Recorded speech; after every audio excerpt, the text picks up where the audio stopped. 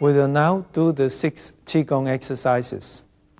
What are qigong? In Chinese, qigong has 2 words. The first word, qi, means a life energy circulating inside your body.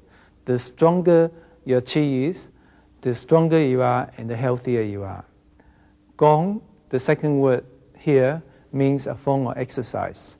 So these qigong exercises are special breathing techniques aimed at improving your qi and postures.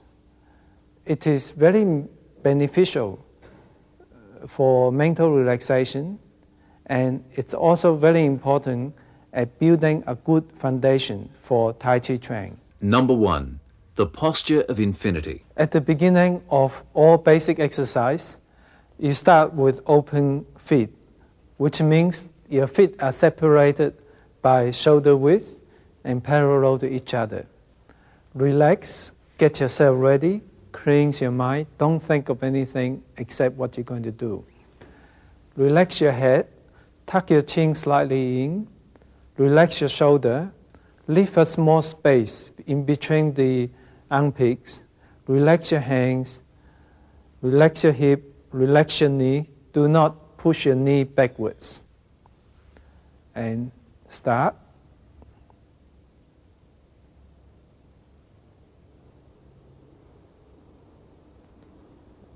Bring your hands up slowly as though there's 2 balloons lifting them up.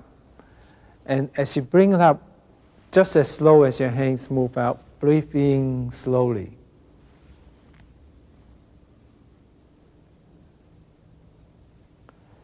Press your hands down as though there's 2 balloons underneath your hands. Keep your palms parallel to the ground. And as you press down, bend your knee so that your kneecap is at the same line as your toe. And maintain your body straight, and your hands is about your chest level. And breathe out as you press down. Now it's very important to keep your back straight. Ian will turn around to show you how straight it should be. It should be a straight line from here down to here. Okay, we'll go back. Okay. Then continue. Then next, you turn your hands around so they make a circle around you with the palm face you.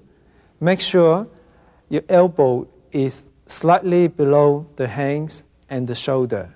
Make sure your body is relaxed and both arms are parallel to each other. Your eyes look straight ahead or slightly lower than that. And of course, always keep your body straight. Now, the basic exercise is sort of easy in the outside appearance, especially the first exercise. But it really gets deeper as you know your Tai Chi training better, and it can be fairly difficult as you know it better. And in here, what I like you to concentrate is the inside. Put your tongue on top of the upper palate, close your mouth slightly. Once you cleanse your mind, think of nothing or something really serene or tranquil, and relax. And then next thing, you should think of sinking your qi down to the dantian. The dantian is where you store the qi, which is about 3 finger breadth just below the umbilicus. For the beginners who's not sure how to do this, all you have to do is think of the dantian, think of that position, and the feeling of the qi will eventually come to you after a lot of practice. So when you feel your knees are shaking, you are getting a little bit tired, don't force it. You can finish this move.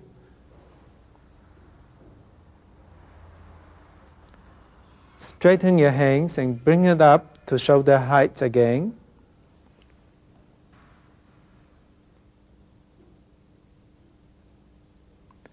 And then as you breathe out, gently press your hands down and at the same time gently stand up.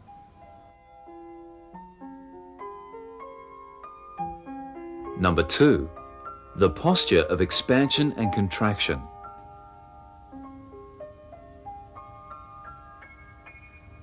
The qigong exercise number 2 started exactly the same as number 1.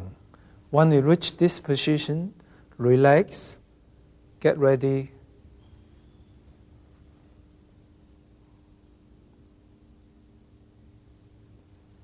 and you expand your hands. As your hands open against each other, imagine there is an invisible magnet attracting your hands. So you have to open your hands against some mild resistance. And maintain palm face each other. Keep your body straight. And as you open up, breathe in slowly. As slow as you open your hands, you breathe slowly. Use abdominal breathing, which means that you imagine your air go all the way through to the stomach. And as you breathe in, your stomach swell up slightly.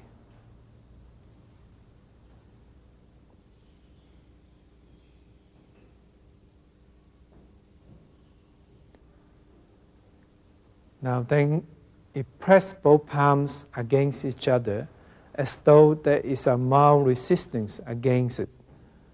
And again, the palm face each other. And as you press in together, breathe out. Again, with abdominal breathing, means you breathe through your stomach and your stomach becomes depressed. And here, it's important to make sure all the breathing are done through your nose. And that is one of the reasons why you put your tongue on top of the upper palate and keep your mouth gently closed, not tightly closed. And you can continue to do this for as long as you are able to do it comfortably. Do not force your breathing. If you find your breathing getting difficult, then you just stop this abdominal breathing and breathe naturally. And once you have enough or feel your legs getting a bit tired, your breathing gets difficult, you can then finish off.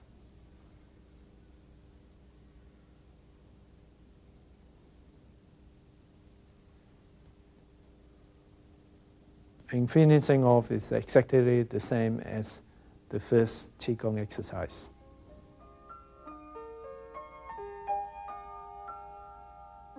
Number 3, the posture of up and down. Again, the number 3 qigong exercise is the same as number 1.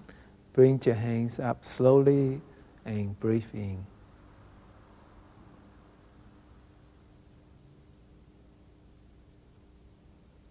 This is basically very similar to basic exercise 1.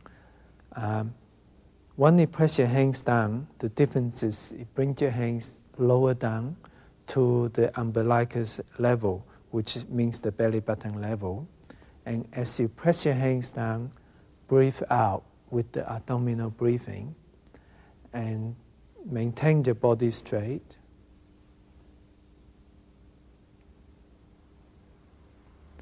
Then as you bring your hands up, breathe in. Now, one of the difficult things of this movement is to coordinate your hands and your knee. Once you press down with your hands, then you start bending your knee. And they both got to be done very slowly, gently, and you got to breathe gently too. And once your hands down to the umbilical level, your knee will be just in the right level, that the kneecap is at the same line as your toe. So it takes a lot of practice to coordinate that. And this can be done continuously for as long as you like. Do not, again, force your breathing. And when you feel you have enough, then you can stop. If this qigong exercise gets a little bit difficult, an experienced teacher would be helpful here. Okay, then you can finish off.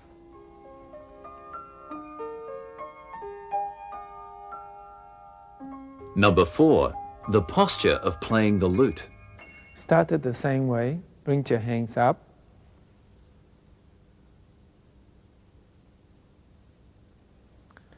Press your palms down to the umbilical height. Open your hands up.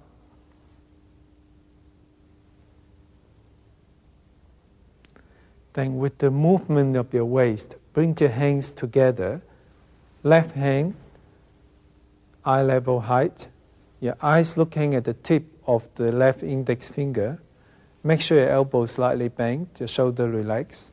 Right hand is guarding the left elbow.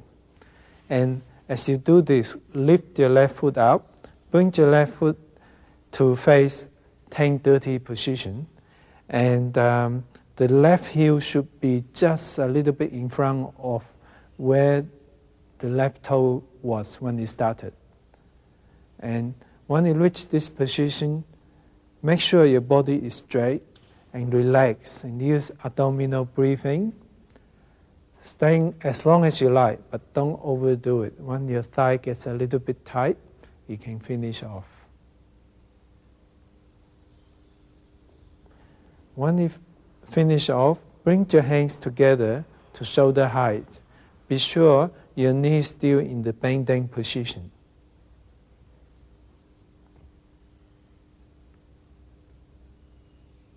And then we do the right hand side position.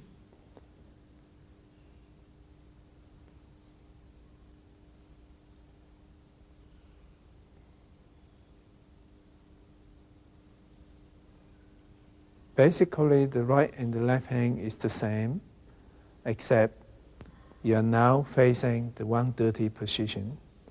And again, stay for as long as you like until your thighs getting a little bit tight, and then you can finish off.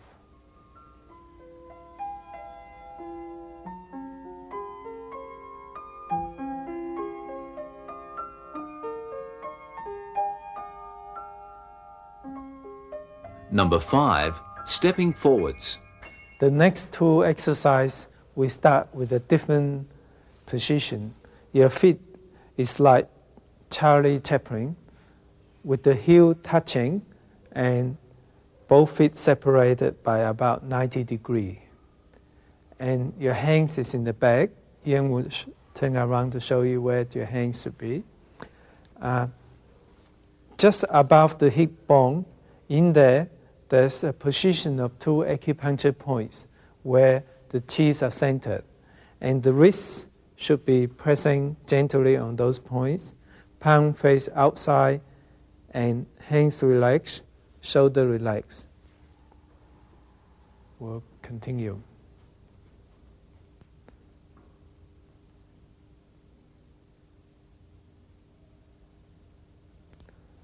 Sink down by bending your knee down. Maintain your body straight, kneecap same line as your toe.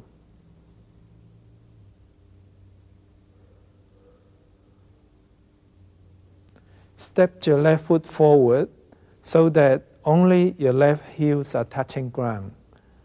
And you are stepping forward by a gentle curve, and both feet still separate by shoulder width, and the toes are facing straight away. Here, it's very important to keep your body straight.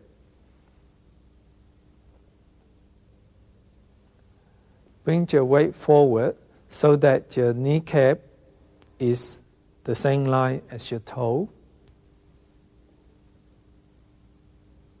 Transfer your weight back. In here, a lot of people have problem keeping the body straight, so be careful with that. Turn your body 45 degrees to face 10-30 position. Now to turn this, you basically have to turn your hip, not just your toe. And your hip, take your toe towards 10-30 position, your toes still above ground. Put your weight forward. Bring the right foot next to the left. Step your right foot forward this time, again in a curve. Again, keep the width of both feet, and the right toes facing straight forward. Weight forward. Transfer your weight back. Keep your hip bent. Turn your waist to 130 position. Put your weight forward. And bring your left foot next to the right, heel touching. Don't stand up yet, and then you stand up afterwards. Bring your hands down. I'll demonstrate the foot movements. First of all, bend down. Then bring your foot forward to the left. Be sure only your heel is touching ground. Then the weight forward. And when you transfer your weight back, make sure your hip is bent and your body is straight. And once you turn, it's very important to turn with your hip moving, not toes moving and hip not moving. That is wrong. So I do it the right way again. Turn with your hip, and then bring your toe down. Now your toes should be facing 10-30, and bring the right foot up, and continue the same way on the other side.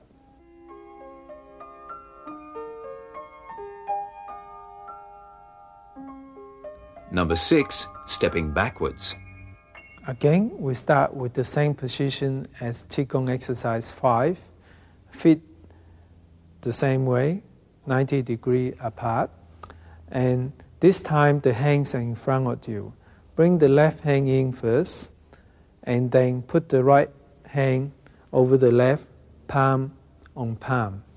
The hand's position is just below the umbilicus.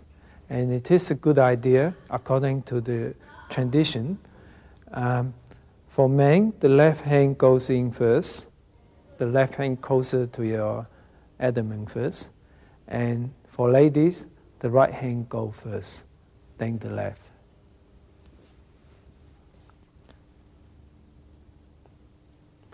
Sink, again, keep your body straight.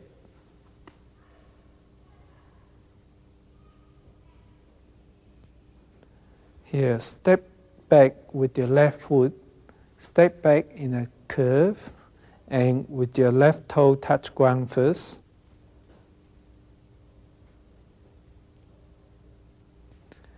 Then shift the weight to the left foot. Here it's very important to keep your body really, really straight. And lift the right heel up, and then straighten your foot so that now your right toe is facing straight ahead.